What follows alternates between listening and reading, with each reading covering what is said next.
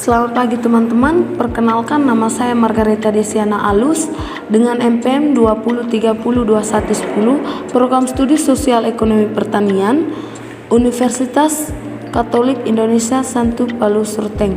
Baik, pada video kali ini teman-teman saya akan menjelaskan tentang cash flow dan NPV dari salah satu kriteria investasi studi kelayakan bisnis.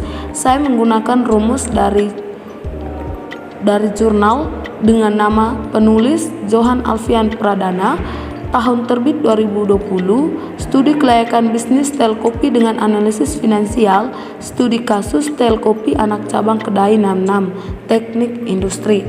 Baik, langsung saja kita ke tabel NPV ya teman-teman. Sebelum mencari nilai dari NPV, kita mencari dulu net cash flow dengan present value discount rate dan present value-nya. Baik, untuk mengetahui net cash flow-nya, saya mengambil data yang ada di tabel di atas yang sudah diketahui net cash flow-nya.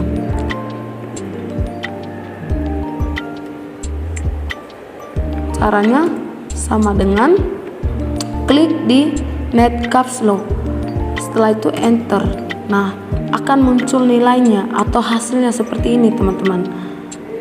Untuk mengetahui nilai atau hasil dari tahun kedua sampai tahun kelimanya, teman-teman bisa menarik sampai pada tahun kelima. Nah, langkah selanjutnya kita mencari present value discount rate dengan cara menggunakan rumus ya teman-teman. Rumusnya seperti ini, sama dengan 1 per power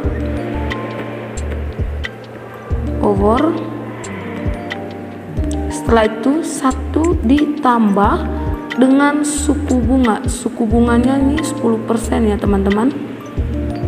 Setelah itu blok dengan huruf F4, tombol F4.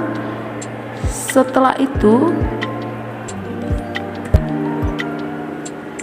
kita tambahkan dengan 1 tahun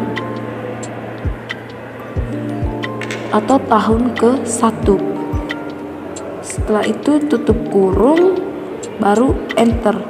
Nah, teman-teman bisa lihat hasilnya itu 0,90 sekian.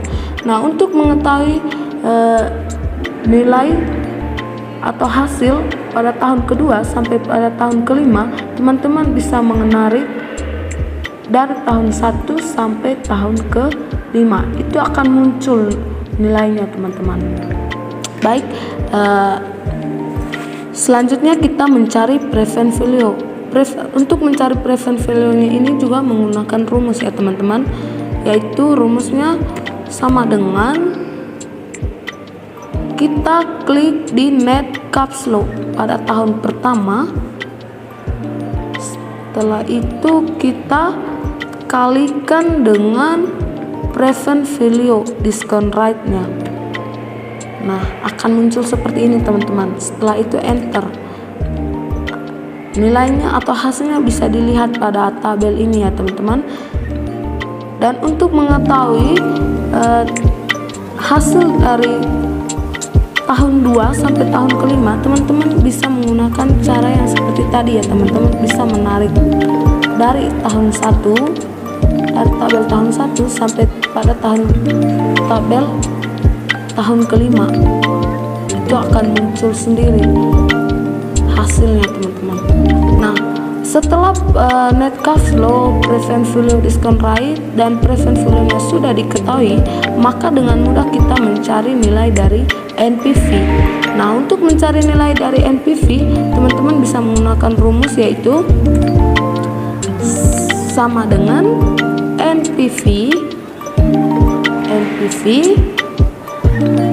klik di suku bunga yang 10%. Nah, setelah itu kita blok di net cash flow mulai dari tahun ke-1 sampai pada tahun kelima. Sampai pada tahun kelima, setelah itu kita tutup kurung, kita tambahkan dengan investasi. Nah, setelah itu enter. Nah, maka demikian nilai dari NPV-nya sama dengan 130.191 sekian. Nah, dengan mengetahui nilai NPV, maka berakhir pula video tutorial dari saya untuk mencari nilai NPV dari salah satu kriteria investasi. Sekian dan terima kasih.